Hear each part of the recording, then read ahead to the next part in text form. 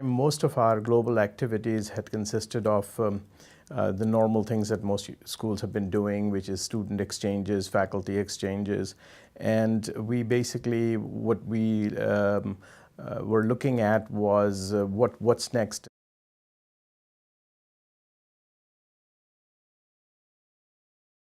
What is it that we want by way of a strategic partnership? And at the same time, we were having a lot of requests from many different schools about a more active engagement with Babson. And concurrently, there was a huge hunger across the world for entrepreneurship. So it seemed to make sense that what we should be doing as the #1 school in entrepreneurship is globalizing and democratizing entrepreneurship. So it is a power, the power of entrepreneurship could be available to the masses in the world who would not be able to touch Babson College on a person basis.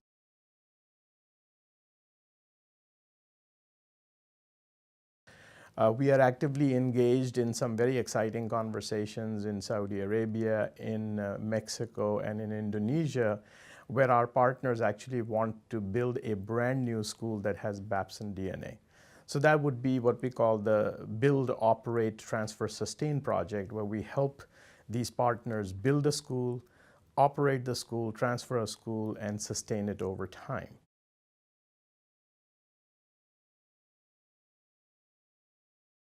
If I were to summarize it in one word, I think that we live and breathe entrepreneurship. So it is not an academic subject for us. We don't simply teach it in the classroom. We have created on the campus a living learning lab. So our students are committed to what we call entrepreneurial thought and action in their activities, both in the class and outside the class.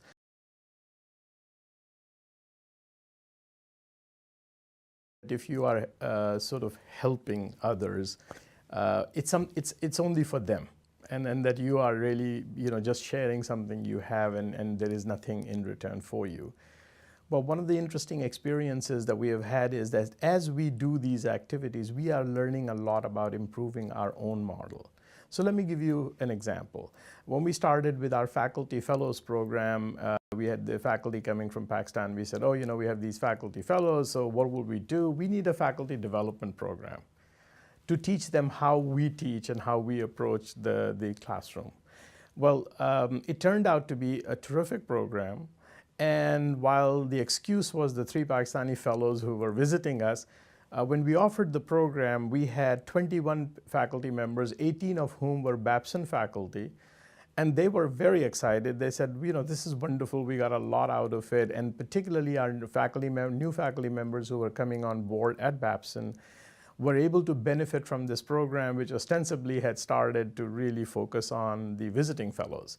So that allowed us to actually reflect deeply on how we approach the classroom, what do we do, and how do we get that message uniformly across our own faculty. So a huge benefit coming back to us in the guise of basically designing something that we thought was supposed to help the others.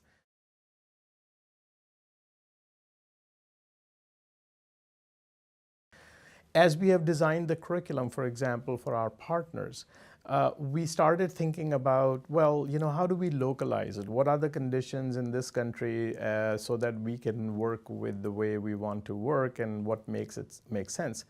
And out of that experience came a very unique MBA design, a very unique undergraduate design that in some ways actually advances our own Babson model further. So for instance, in the case of India, we are now working on an MBA curriculum in which we are saying, let us make sure that the education actually drives something practical. So we are saying students will come in, they will have a real problem to work on, whether from their companies where they were employed or whether they are going to start up a new business. So they will come in on 2 tracks. Entrepreneurs inside or entrepreneurs outside. And then the educational model will be one which will be providing them with the knowledge on an on-demand basis. So it's the solution of a real problem that will drive the education, rather than saying, as traditionally most programs in the US have done, here the first year is your core classes and the second year is your electives. We actually said, let's flip this. Let's think about what is it that a person would need by way of technical knowledge if they were engaged in the solution of a real problem, as opposed to what is it that I can equip you with so that you can go out someday and solve some problem. So it's a very different approach as opposed to a generalized approach to business education. It's a much more specific, targeted approach.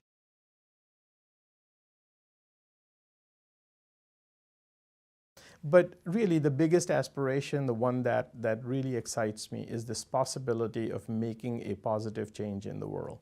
The world today faces the singular most important problem facing the world is youth entrepreneurship. In most parts of the world, the number of young people that are now majority of the population outstrips the ability of the private sector and the government sector to provide employment. And this is an urgent problem for the globe. And if we can use the power of entrepreneurship to start to address this problem, that's what is most exciting to me. That's my personal aspiration. That's what excites me most about Babson Global, is this ability to take what we have and to share it with the world in a way that makes a difference.